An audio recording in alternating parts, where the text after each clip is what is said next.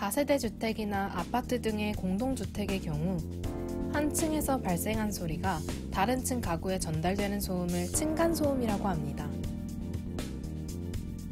통계청의 자료에 따르면 2010년에는 아파트가 전체 가구의 47.1%를 차지하고 일반 주택은 39.6%를 차지한다고 합니다. 통계를 통해 알 수 있듯이 대한민국의 경우 좁은 국토를 개발해 아파트를 주된 주거 형태로 채택했기 때문에 층간소음의 문제는 더더욱 심각해지고 있습니다. 층간소음은 뛰거나 걷는 동작 등으로 발생하는 직접 충격 소음과 텔레비전, 음향기기 등의 사용으로 인해 발생하는 공기 전달 소음 등으로 나뉘어집니다. 한국환경공단에 따르면 층간소음의 발생 원인 중 아이들이 뛰는 소리나 발걸음, 망치질, 가구를 끄는 행위 등이 큰 비중을 차지한다고 합니다. 실제 층간소음 민원 건수는 해마다 증가하고 있는데요. 환경부 이웃사회센터에 따르면 2012년에 비해 2018년 민원 상담은 6년간 3배 이상 증가한 것으로 조사가 되었습니다.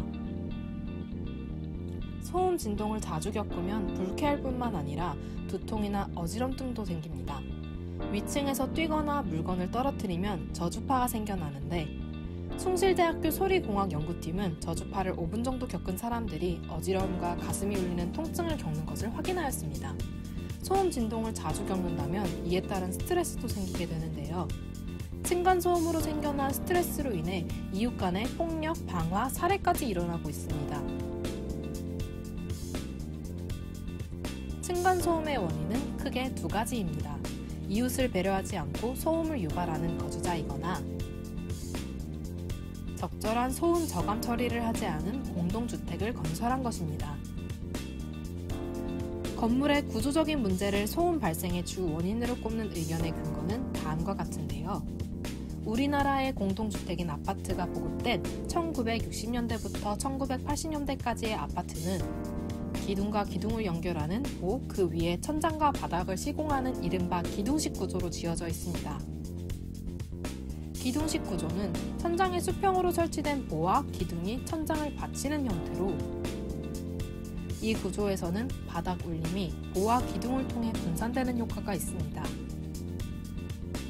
1980년대 이후부터 대규모 신도시가 개발되며 벽식 구조가 등장하였는데요. 벽식 구조는 공사 기간과 공사 비용을 줄일 수 있다는 장점이 있기 때문입니다. 그러나 벽이 천장을 받치는 역할을 하기 때문에 진동이 벽으로 전달되어 다른 세대로 전해지는 속도가 더 큽니다. 2009년 당시 국토해양부 조사에서 기둥식 구조는 벽식 구조에 비해 바닥 두께 기준은 60mm 얇은데도 불구하고 아이들이 뛰는 소음인 중량 충격음 만족 비중이 80%로 벽식 구조의 65%보다 더 높은 것으로 나타났습니다. 화장실에서 층간소음이 유독 심한 경우는 대부분 아파트의 위층 화장실 배관이 아랫집 화장실 바로 위에 있기 때문입니다. 때문에 층간소음을 줄이고 배관 관리를 쉽게 하기 위해 배관을 아래로 보내지 않고 자신의 집에 설치하는 방식이 도입이 되었는데요. 이처럼 층간소음을 구조적으로 줄일 수 있는 방식이 있지만 2009년 이후 90%가 넘는 아파트가 벽식 구조로 지어지고 있습니다. 국토교통부는 2013년 10월부터 공동주택의 바닥 충격을 차단 구조에 대한 기준을 마련하여 시행 중입니다. 환경부 역시 층간소음 분쟁 조정을 위한 소음 기준을 마련하였으나 그러나 이와 같은 기준에 의해 신축되었다고 하여 층간소음을 완전히 방지할 수는 없을 것입니다.